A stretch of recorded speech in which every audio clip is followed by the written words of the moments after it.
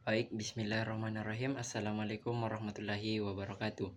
Perkenalkan, nama saya Nur Fajrin Syam dengan NIM 2404045020440 dari kelas bimbingan konseling E. Di sini saya akan menjelaskan 10 materi dari mata kuliah Sosioantropologi Pendidikan. Yang pertama yaitu materi pendidikan dan bermasyarakat. Pendidikan adalah proses sadar yang terencana untuk membimbing anak agar mampu hidup bermasyarakat. Tujuan pendidikan itu sendiri yaitu mengubah perilaku dan kemampuan peserta didik agar menjadi mandiri, berakhlak, dan siap menghadapi kehidupan. Fungsi pendidikan yaitu mengajarkan nilai dan norma agar bisa hidup rukun, menyebarkan bakat dan kemampuan setiap peserta didik, membantu seseorang mendapatkan pekerjaan dan meningkatkan taraf hidup. Peran pendidikan itu sendiri yaitu meningkatkan kesejahteraan masyarakat, membentuk karakter dan moral, dan menanamkan rasa cinta tanah air. Kaitan materi ini dengan kehidupan sehari-hari yaitu pendidikan tidak hanya didapatkan di sekolah, tetapi juga pendidikan dapat didapatkan di lingkungan keluarga. Contohnya, di mana orang tua kita mengajarkan tentang nilai-nilai dan norma kepada anak-anaknya untuk membentuk generasi-generasi yang mendatang. Materi kedua yaitu sosialisasi dan penyelesaian diri di lingkungan sekolah. Sosialisasi adalah proses di mana individu belajar berinteraksi, memahami, serta menyelesaikan diri dengan norma dan nilai yang berlaku di masyarakat, termasuk di lingkungan sekolah. Penyelesaian diri itu sendiri adalah kemampuan individu untuk menyesuaikan sikap dan perilakunya dengan di lingkungan yang baru, seperti contohnya sekolah. Adapun faktor yang mempengaruhi sosialisasi dan penyelesaian diri yaitu keteladanan orang tua, lingkungan pergaulan, media, serta metode penelitian yang dilakukan di sekolah. Contoh kaitan materi ini dengan kehidupan sehari-hari yaitu contohnya pada saat kita menjadi siswa baru di sekolah kita, maka kita harus menyesuaikan diri dengan lingkungan sekolah tersebut, serta kita menyesuaikan diri termasuk dengan cara belajar dan aturannya. Materi ketiga yaitu pendidikan dan peranata sosial. Pendidikan adalah usaha yang terencana untuk mengembangkan potensi individu, tidak hanya dalam aspek pengetahuan, tetapi juga karakter, keterampilan, serta nilai agar dapat berperan dalam masyarakat. Peranata sosial itu sendiri adalah sistem norma atau pola perilaku yang terbentuk dalam masyarakat untuk mengatur hubungan antar individu demi memenuhi kehidupan bersama. Peran pendidikan sebagai peranata sosial di sini yaitu mengajarkan nilai, norma, etika yang penting untuk berinteraksi dalam masyarakat. Peranata sosial juga menyediakan struktur dan aturan untuk mendukung proses pendidikan seperti peran keluarga dan sekolah. Pendidikan dan peranata sosial di sini saling melengkapi, di mana pendidikan mempersiapkan individu untuk bermasyarakat, sedangkan peranata sosial yaitu menciptakan lingkungan yang kondusif untuk pendidikan. Kaitan materi ini dengan kehidupan, di mana orang tua kita menekankan pentingnya pendidikan dan mendorong kita untuk belajar dengan giat, membantu kita mengerjakan tugas-tugas sekolah, dan mengajak kita berdiskusi tentang pelajaran-pelajaran yang telah dipelajari. Materi keempat di sini yaitu pendidikan dan mobilitas sosial. Pendidikan adalah usaha yang terencana untuk membimbing, mengembangkan potensi, serta membentuk kepribadian dan keterampilan agar individu mampu atau siap menghadapi kehidupan bermasyarakat. Mobilitas sosial sendiri adalah perpindahan individu atau kelompok individu dari suatu status sosial ke status yang lain, baik secara vertikal maupun horizontal. Nah, mobilitas sosial ini dapat terjadi secara individu maupun berkelompok. Adapun faktor yang mempengaruhi mobilitas sosial yaitu pendidikan, kesempatan, latar belakang, prestasi kinerja, serta kedudukan dalam bermasyarakat. Kaitan materi ini dengan kehidupan sehari-hari, yaitu apabila ada teman kita atau seorang siswa yang berasal dari keluarga yang berlatar belakang ekonomi yang rendah, sangat antusias atau giat dalam belajar, berusaha keras untuk mendapatkan beasiswa agar dapat melanjutkan pendidikannya ke jenjang yang lebih tinggi atau perguruan tinggi. Materi kelima yaitu pendidikan dan perubahan sosial. Perubahan sosial adalah proses terjadinya perubahan struktur, pola perilaku, nilai serta norma dalam bermasyarakat. Perubahan ini dapat terjadi secara lambat maupun cepat serta membawa kemajuan atau kemunduran. Faktor penyebabnya yaitu berasal dari internal maupun eksternal. Hubungan pendidikan tradisional dan modern dengan perubahan sosial. Pendidikan tradisional di sini berfungsi mentransmisikan nilai norma yang berlaku, menempatkan individu sebagai penerima perubahan.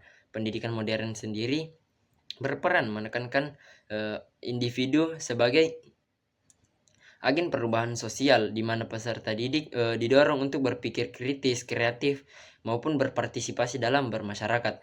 Kaitan materi ini dengan kehidupan sehari-hari, yaitu ketika kita tahu tentang bahayanya merokok dan pentingnya olahraga. Nah, di sini kita dapat menyebarkan informasi ini kepada keluarga kita, teman-teman kita, agar bisa mengurangi tingkat angka rokok dan meningkatkan kesehatan bermasyarakat. Materi keenam yaitu pemahaman dan ruang lingkup pendidikan antropologi.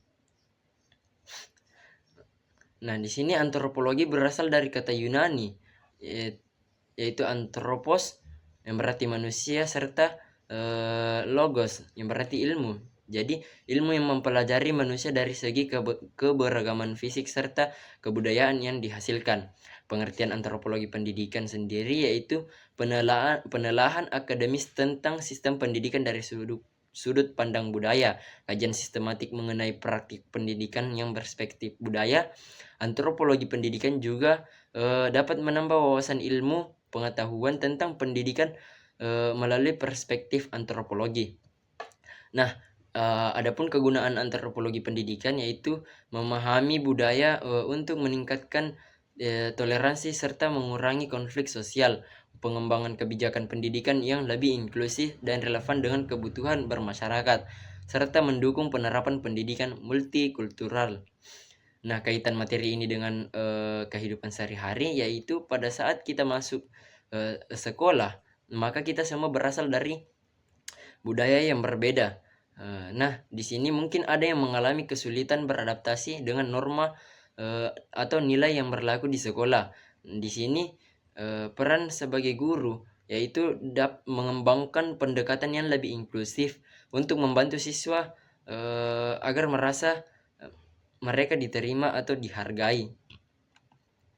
Materi ketujuh yaitu kebudayaan dan pendidikan. Kebudayaan adalah seluruh sistem pengetahuan, kepercayaan, nilai, norma, adat, dan kebiasaan yang dipelajari atau diwariskan dalam bermasyarakat.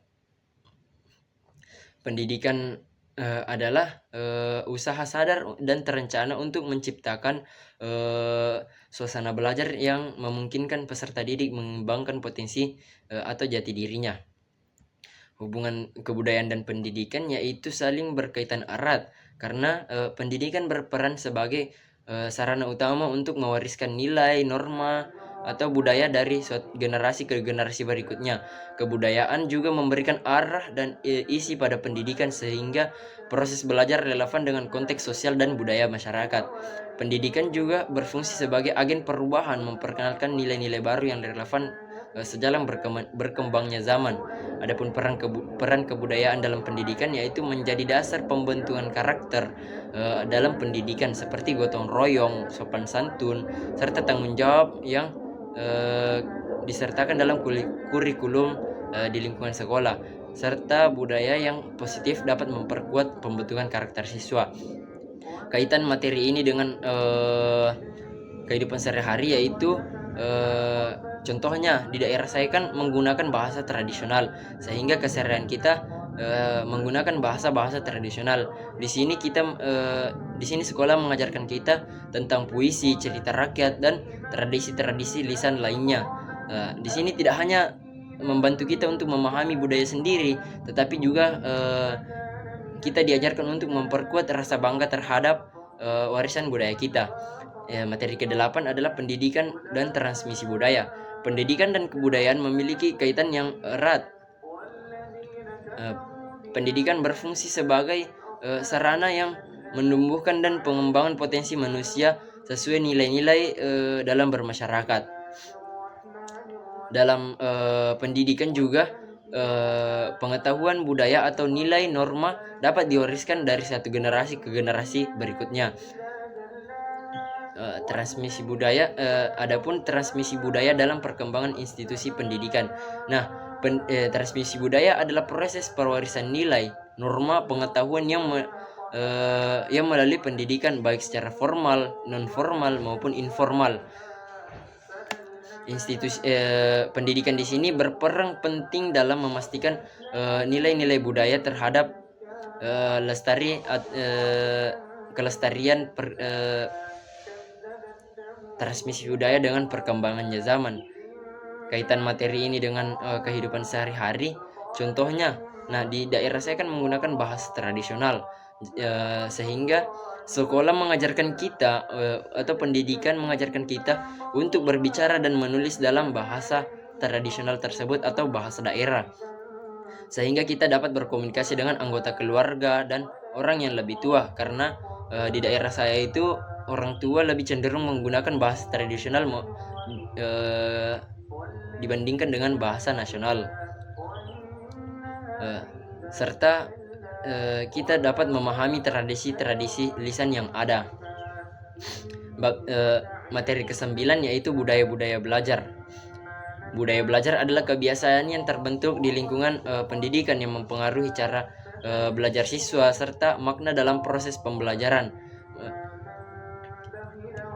Budaya ini biasa berkembang melalui proses sosialisasi keluarga, sekolah, masyarakat, serta dipengaruhi oleh latar belakang sosial.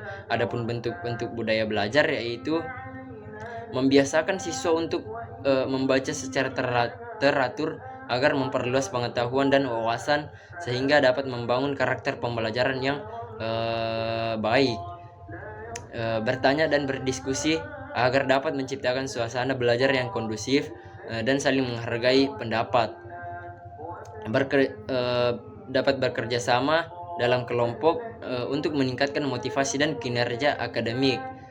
Adapun strategi agar meningkatkan budaya belajar siswa yaitu menceritakan budaya literasi sejak dini, termasuk keterampilan membaca, berpikir kritis, serta memanfaatkan teknologi digital. Menciptakan lingkungan belajar yang mendukung seperti gerakan literasi, sekolah, ataupun pemanfaatan sumber belajar online. Budaya belajar juga dipengaruhi oleh peran guru dan kepala sekolah sebagai teladan, dukungan keluarga, kebijakan sekolah, serta kemajuan teknologi yang merubah pola belajar siswa. Kaitan materi ini dengan kehidupan sehari-hari yaitu contohnya orang tua saya ini kan mengajari keterampilan praktik seperti memasak, bertani, kerajinan tangan, dan lain-lain. Nah, proses ini tidak hanya mentransferkan keterampilan, tetapi juga mengajarkan kita tentang nilai-nilai budaya yang terkait dalam tradisi atau tradisi keluarga. Materi ke-10 yaitu pendidikan multikultural. Pendidikan multikultural adalah pendekatan pendidikan yang menghargai keberagaman budaya, agama, suku, dan bahasa dalam bermasyarakat. Indonesia sangat beragam secara budaya, sehingga pendidikan multikultural penting untuk mencegah konflik, memperkuat persatuan, dan pengembangan karakter inklusif pada peserta didik. Uh, Pendidikan multikultural penting diterapkan sejak dini agar siswa dapat terbiasa hidup berdampingan secara damai. Pendidikan kultural sangat relevan dalam membangun masyarakat yang harmonis, adil, dan inklusif sesuai dengan semboyan negara kita, yaitu Bhinneka Tunggal Ika. Kaitan materi ini dengan kehidupan sehari-hari, contohnya di sekolah kita semua dari berbagai latar belakang budaya yang berbeda dan merayakan hari raya secara masing-masing seperti Idul Fitri, Natal, serta Tahun Baru Imlek. Nah, di sekolah saya mengadakan acara di mana siswa berbagi makanan dan berbagi makanan tradisional dan menjelaskan makna dari perayaan tersebut. Itu saja 10 materi sosioantropologi pendidikan yang sempat saya presentasikan.